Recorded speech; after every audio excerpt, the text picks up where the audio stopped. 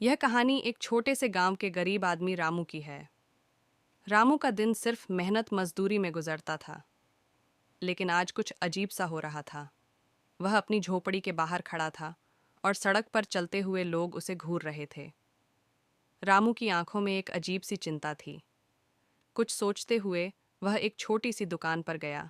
भैया, मुझे थोड़ा सा आटा और तेल दे दो, रामू ने दुकानदार से कहा। दुकानदार ने बिना कोई प्रतिक्रिया किए चुपचाप उसे सामान दिया, लेकिन रामू को महसूस हुआ कि दुकानदार उसकी तरफ देखे बिना उसे सामान दे रहा था। भैया, क्या तुम ठीक हो? रामू ने पूछा। क्या तुम नहीं जानते? दुकानदार ने हल्की सी आवाज में कहा। क्या नहीं जानता? रामू का मन भारी हो गया। कल रात उस रास्ते पर एक हादसा हुआ था। सुनो, ये तुम्हारे लिए खतरे की घंटी हो सकती है, दुकानदार ने रहस्यमय तरीके से कहा। रामू को यकीन नहीं हुआ। वह चुपचाप सामान लेकर चल दिया। रामू अपने घर लौट रहा था।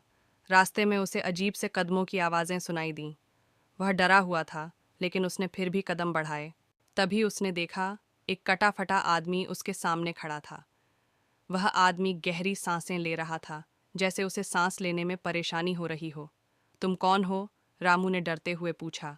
उस आदमी ने सिर झुका लिया और धीरे से बोला, तुम्हारी मदद की ज़रूरत है। रामू के हाथ से सामान गिर पड़ा। वह आदमी अचानक लापता हो गया। रामू अपने घर पहुंचा, लेकिन अजीब सा सन्नाटा था। घर के अंदर कोई हलचल नहीं थी। उसने चुपचाप दरवाज़ा खोला। अचानक उसे अंदर से कुछ गड़बड़ी महसूस हुई। वह खड़ा हुआ और धीरे धीरे कमरे के अंदर बढ़ा। तभी उसे अपने छोटे से अलमारी में कुछ हरकत सी महसूस हुई। उसने डरते हुए दरवाज़ा खोला और देखा, वह कटा फटा आदमी वहीं छिपा हुआ था। तुम यहाँ क्या कर रहे हो? रामू ने घबराते हुए पूछा। उस आदमी ने कहा, मैं तुम्हारी मदद करने आया हूँ। उस आदमी ने बताया कि वह वास्तव में किसी खतरनाक अपराधी से भागा हुआ है और अब वह रामू की मदद से छिपने की जगह ढूंढ रहा था।